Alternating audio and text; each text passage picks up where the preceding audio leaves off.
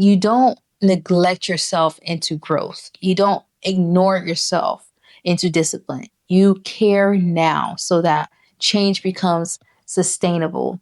The way you dress during your transition teaches you how to treat yourself in the long run.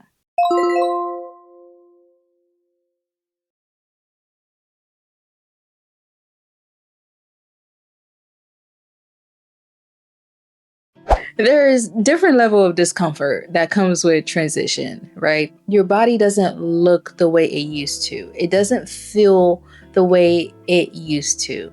And it doesn't move the way it used to. And suddenly everything in your closet feels off. Not terrible, just not right. What most women do in that moment is they start to panic shop.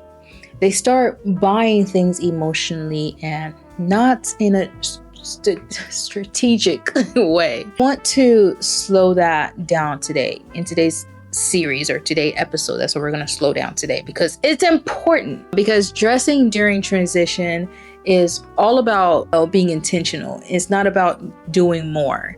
It's about doing better. Here's the first thing that I want you to understand when it comes to the transitional phase, the transition season. This season will feel uncomfortable. It does feel uncomfortable because your identity is shifting, number one. And it's not just about the weight. It's not just about the size. It's about the fact that you're no longer dressing for who you were, but you're not fully settled into who you're becoming yet. When your identity feels unstable, people reach for control. For women, it often looks like buying more clothes, experimenting randomly, trying to fix the feeling with aesthetic. But clothing cannot resolve emotional confusion. They can only support clarity. And that's something that I had to understand. This is where I see the same mistake over and over again, especially as an image consultant. When women are in transitional phases or in transition, they usually fall into the 3 pattern. And the first one is usually buying for their past bodies. They keep ordering the size they used to be. They keep saving pieces that no longer serves them.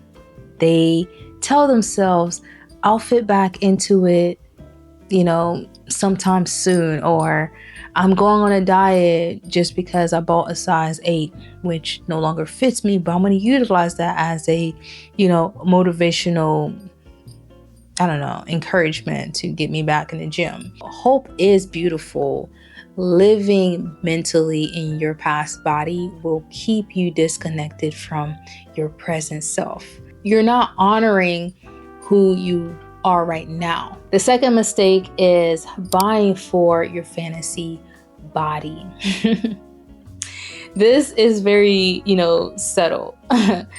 You see a version of yourself in your head, and you get that confident when you see yourself in your head being confident, toned, glowing, and you start buying clothes for her instead of motivating you. It creates this pressure every time you put those clothes on and they don't fit the way you imagine them to fit.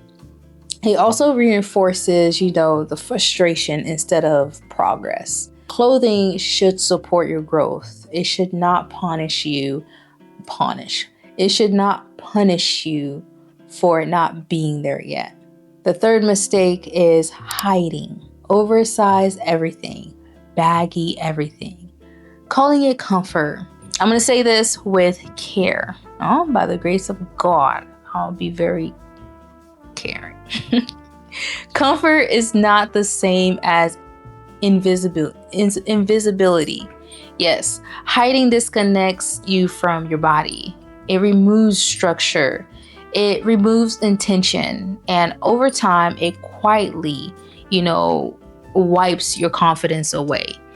So, what do you do instead? This is where image consulting becomes very valuable because Strategy removes emotions from decision making. Strategic dressing says, I acknowledge my body, I respect my season, and I will show up with intention.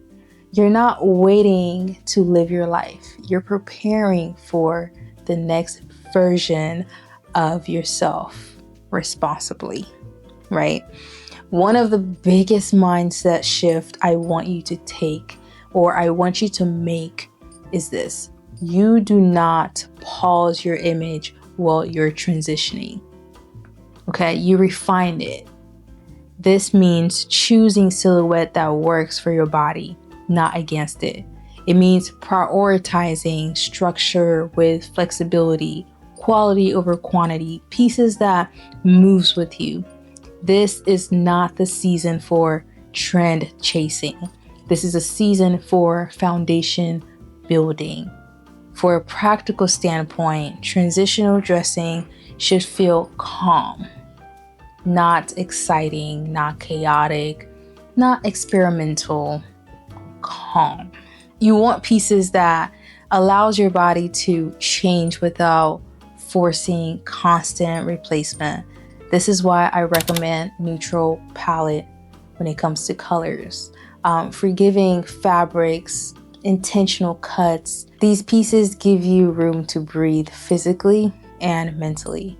When your wardrobe feels calm, your mind also follows. And I want to speak directly to the woman who keeps saying, I'll take care of myself once I lose weight. That's what I used to say. All that talk about losing weight, when you lose weight, you'll dress better. When you lose weight, you'll take care of yourself. When you lose weight, you will start taking yourself seriously. No, that mindset delays confidence unnecessarily.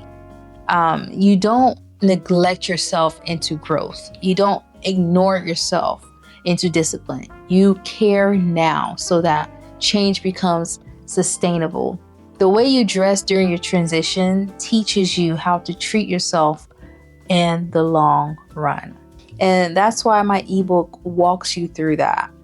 It walks you through what to buy, what to pause on, how to build your wardrobe that, grows with you. And for women who want guidance tailored certainly for their body, lifestyle goals, I also offer one-on-one consultation because transitions look different for everyone, and having clarity changes everything.